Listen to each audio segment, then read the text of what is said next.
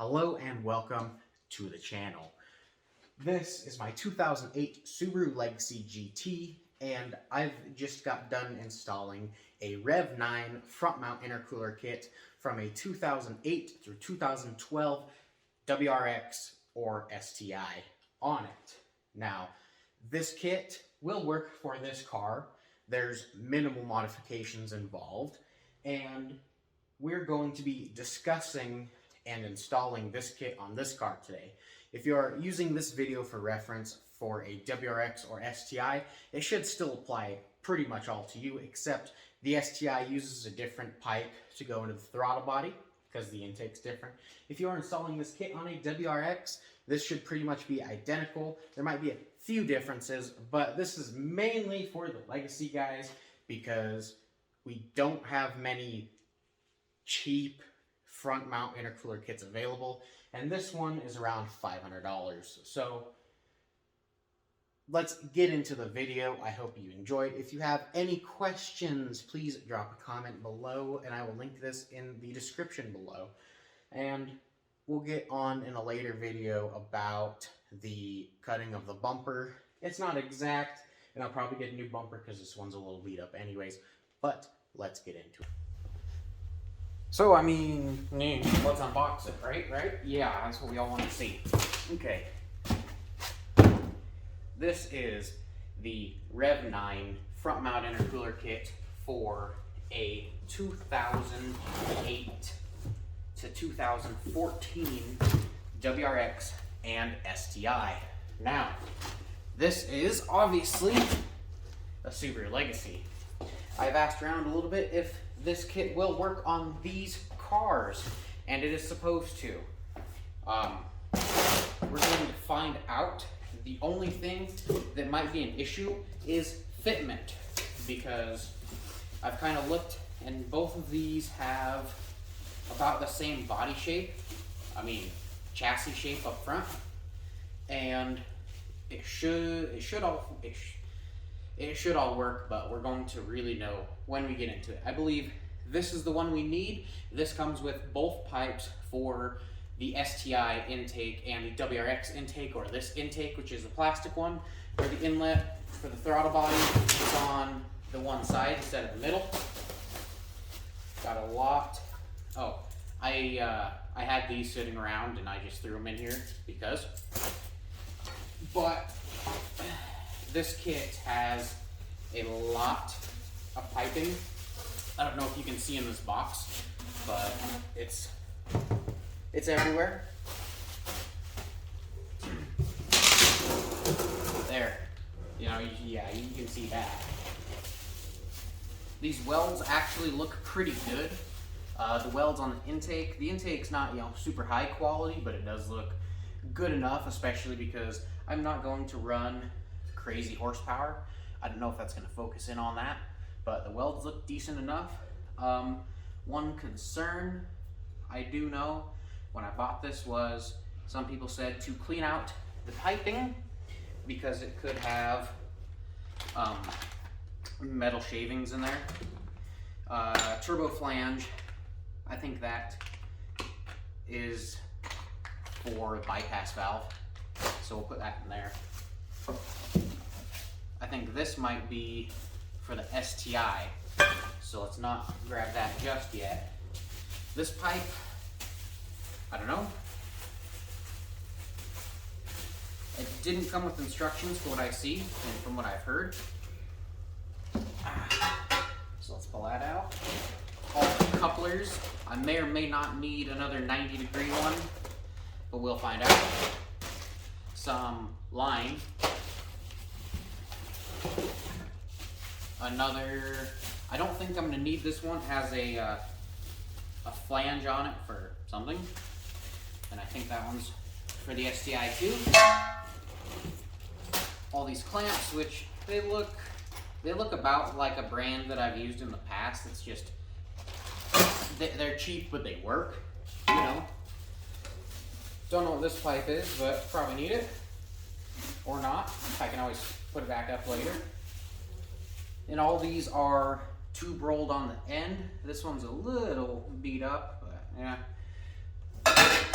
what this cost, this kit was the same price as an upgraded top mount. So I have expectations, I have expectations that this should work and it should be good enough, but not like super crazy. Apparently you can't run the stock overflow, so we're going to probably run that as the overflow. And mounting hardware. And lastly, this piece, which might also be a little bit of an issue that's different, because this mounts the intercooler. And of course, WRX, Legacy, different chassis, but we're gonna find out. And I'm going to look at a couple pictures that other people have of this kit on their car, and we're going to lay it out first, see what's what, and go from there. So I already have the bumper off of the car. I took it off the other day, and someone before me had installed those like fastener deals from the fenders, So this bumper is probably one of the easiest bumpers to take off. There was a pushy dealio pin thing in the middle, and of course, yes, bumper's cracked. I'll deal with that later. Two up top, because there were a couple missing. There was a screw in that fender, nothing on that fender, and I think these are really just held in by clips and maybe two either screws or 10 millimeters in the fenders, but that's, came off in about 5 minutes though for me, and need to fix that fog light because it's pushed back. But bumper's off, and we're going to start with the intercooler mount first. Okay, to get the front crash support off, you have to take out the headlights, which is probably a good idea for me anyways, especially if I'm going to be working around here. I don't want to break anything or whatnot. So we're gonna get started with that. They're all 10 millimeter. There's one right there. And after I get it loose, I'm gonna undo it with this flathead, the wrong tool for the right job. There's a clip up top that you can probably see that I will get next. And honestly, you might not even have to take these all the way out, but I'm going to, just to make it easier. Pull up like so. Come on.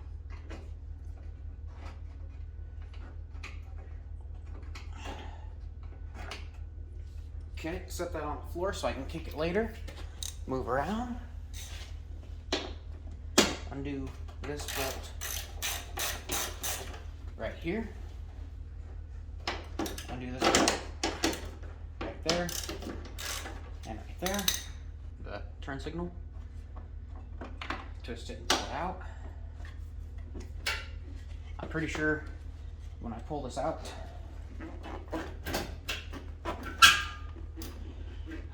am I missing one bolt? Maybe.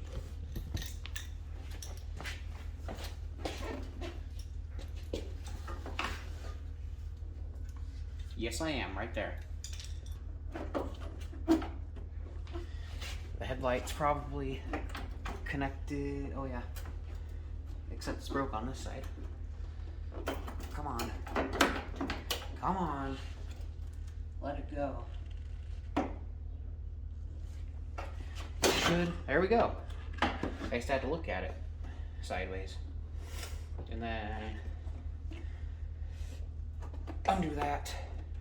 But you also want to undo this.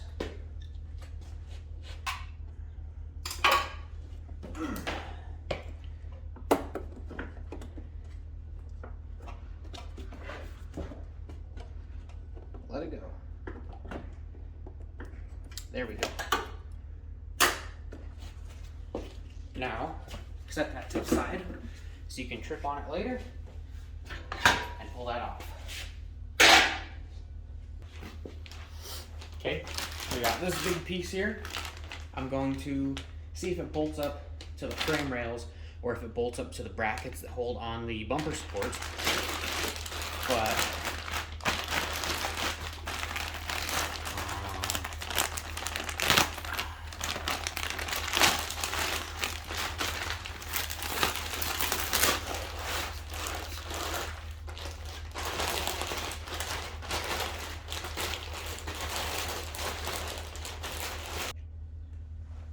so, as I said, this kit does not come with any instructions, so I just bolted that up. Honestly, 6 out of the 8 bolts will line up. I'm gonna look to see if it comes with bolts to bolt it on up. However, yeah, this will line up.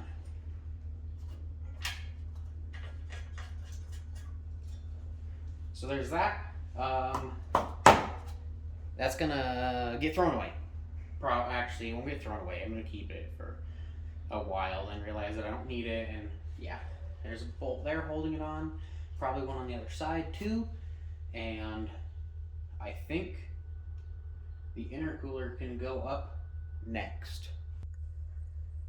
I took the bottom under tray piece off, and that is 4 bolts and 2 clips, and the 2 clips got disintegrated. But let's see how the intercooler lines up.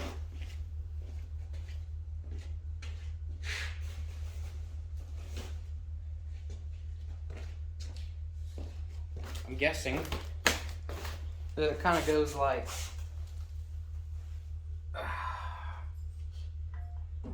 so. All right.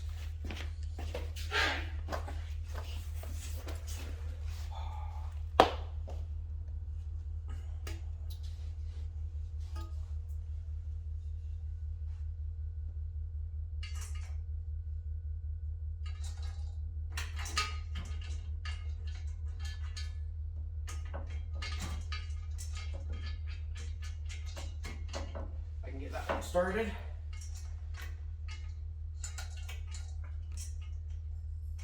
I can get this one started next. Okay. I can move this back. Get that started. And get. There we go. That's more or less so on, and the bottom bolts onto right there. They're off a little bit, but we'll deal with that in a minute. The intercooler is on, and now I'm going to start from the turbo and work my way over. So this is the first piece we have. It is the flange that bolts onto the turbo, and it's kind of rough, not gonna lie. It's a little rough, so I'm thinking I might put a little bit of gasket maker right there, and then use this gasket that I bought, which this was recommended to me by another guy. It is, I'll make sure, but it's 738G. It's a Chevy reusable Mr. Gasket gasket. Mr. Gasket gasket. And sits pretty much like so, pretty much perfect. So that'll be what gets bolted down. I don't know exactly what goes where, to be honest, but we're going to just do a montage of me test fitting pipes. So if you're ready for that, there you go.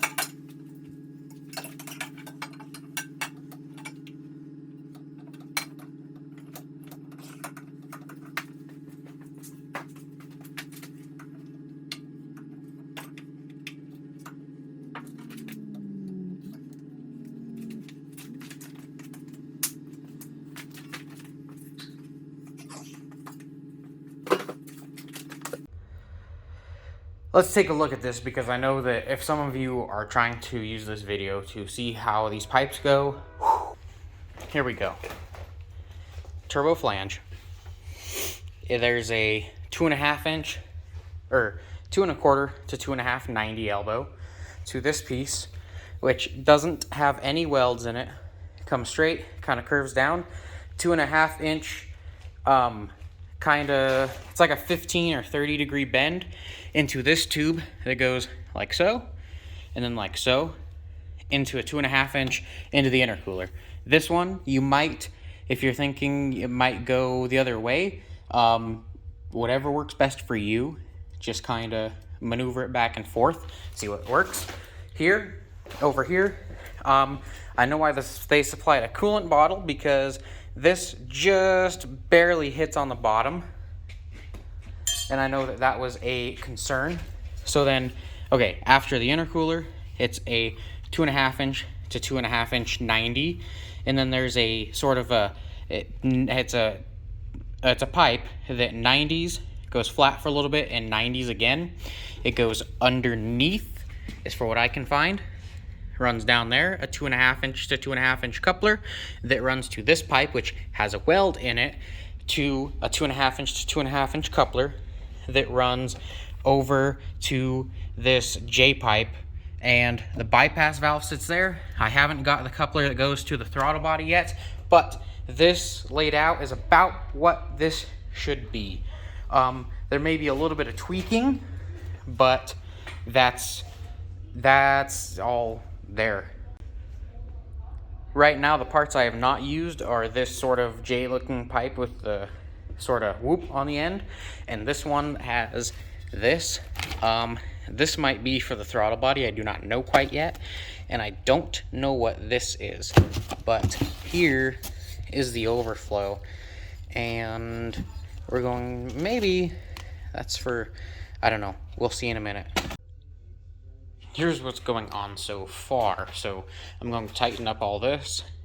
That's all been cleaned out. Yes, there were a little bit of shavings in there, so I would recommend cleaning that out. I did blow out the intercooler, and I added a couple washers to it because it was moving around just a little bit. You could get shorter bolts. Don't know what size they are. Next will be coming out from here, going up and over. However, the pipe that goes from here to the throttle body, it uses the stock sort of, yeah, and I don't want to use that, so I might get a 2 3/4 sort of 30 degree bend and redo it. But the silicone coupler here sits about right over the positive, which I guess it's better than aluminum sitting over it, and there's not much room for the oil cap, so I might get a different fill tube, because apparently you can do a different one on this car. But that's what it'll be up there. But right now I'm going to tighten all this up. Here is where we are at. I have everything bolted up. The airbox might look a little bit weird, so I have not been running this with a mass airflow sensor the couple of times that I've started it. I want to make sure that it's going to run with it plugged in, because that would indicate that there's no major leaks between the mass airflow sensor and the map sensor. So we're going to try that now. Everything's bolted up. That's kind of just set there, so yeah. And this is going to be 5th startup, I think, before I connect that. Pull the key. Actually, I'm just gonna open the door so it doesn't, if it does lock, I can get into it. We have power. Make sure nothing's in the way. I'm going to start and shut it off probably within a couple seconds because I don't have the overflow on it. Okay. Let's see what happens.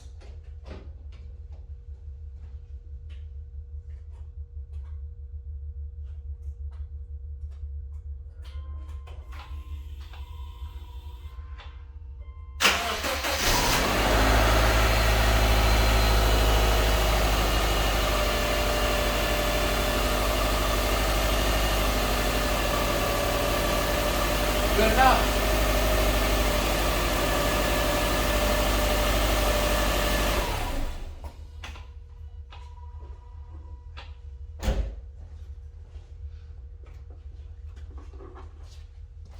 right? That's good enough.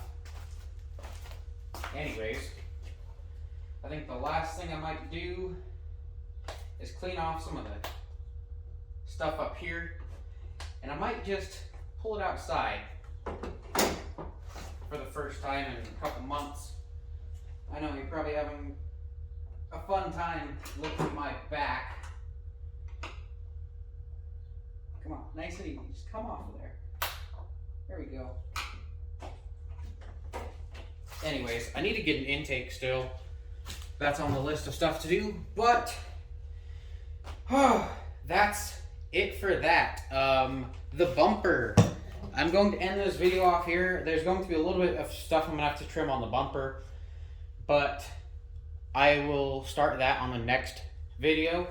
I am done for the day. It's been a long day, and I don't want to come back to this. I want to start to trying to edit on it and whatnot. So that'll be it. Hope you guys enjoyed this. If you did, please drop a thumbs up and consider subscribing.